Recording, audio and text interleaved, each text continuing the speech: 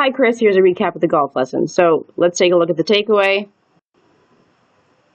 You slide just right underneath this red line and then you go vertical above it. Okay, so you're keeping the club more in front of you. Well, we want the first part to be more of a constant flow, whereas you kind of flow it back to about here, and then if you kept on going up this red line, it would have been really good. Whereas now, right about here, you start to go up with the club. So that it doesn't pass through your hands, or it doesn't cover your hands up here as you keep on going back. So that's why I got out this idea more with this alignment stick. If we make the alignment stick parallel to your shaft plane, or where your club is set up, and you work on turning your chest and swinging back to follow it more, that looks a lot better.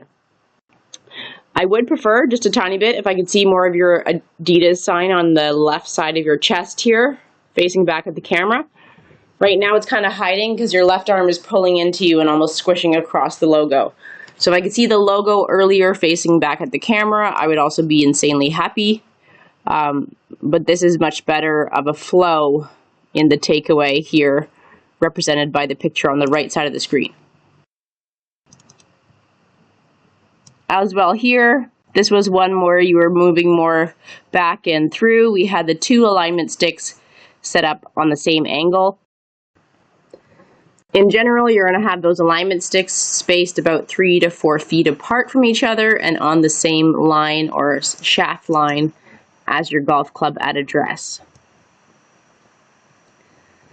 And then keeping the club in front of us would be swinging up this one line, the one to the right of your body, and then hinging it and pointing the club at the ball, and then swinging down that line again, and then coming over top of the second one.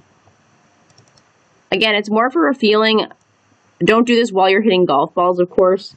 More as like a feeling or a drill to be worked on away from the driving range to get the sense of how the club stays in front of these two sticks and never tries to tap into them or cross over them. Good news, in the short game area, I think a lot of the technique you're working on is great. I also think that it's really good that you like those low style shots that bump and run the ball, and you try to use those to the best of your ability as much as possible. A few things I did note while we were in the short game area is that you tend to bring your front foot forward enough. And if anything, a lot of good golfers have that front foot slightly back. The reason being is it frees up our left hip or our front hip to release through the shot without a lot of pressure. It's also going to be easier to flow your hips through the shot without feeling like you really have to turn them rapidly. They're just going to slightly open as you release your body. Okay, so it's hard to tell from this angle, Chris, but he does have his front foot pulled back slightly. If we were noticing from more of a down the line perspective, we'd probably be able to see that even clearer. But that allows him to turn his hips through without feeling very stuck, and allows it to be a flowing, chipping motion.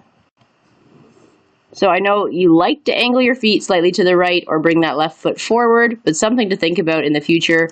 It could help the flow of your motion and even better contact with the ball. Like I said, overall, I think a lot of the things you were trying to execute around the green, you're going at it about the right way, which is excellent news moving forward.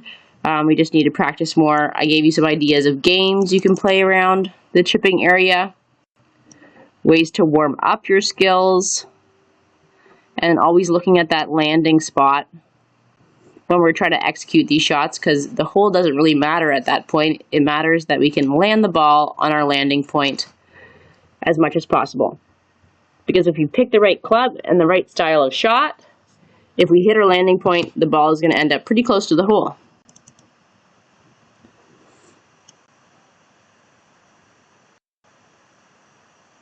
What we want to keep in mind is, especially when we're doing these smaller shots, we still want to follow through. We never want to stop our body, because then often our wrists will flick past us. These are some good examples of the ones you were doing today. You use minimal wrist motion here on the right side, which is very good. I would rather if you slightly shifted onto your front leg, so you're more 70% here on the left leg at the end. But I think that one went pretty well. Let's check out this one on the side. You use a little bit of your right wrist on this one as you're coming through.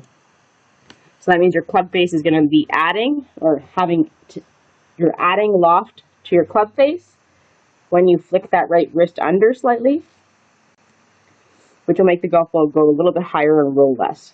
So if that's what you're intending to do, it's fine, but also the least wrist motion possible is better for consistency and accuracy.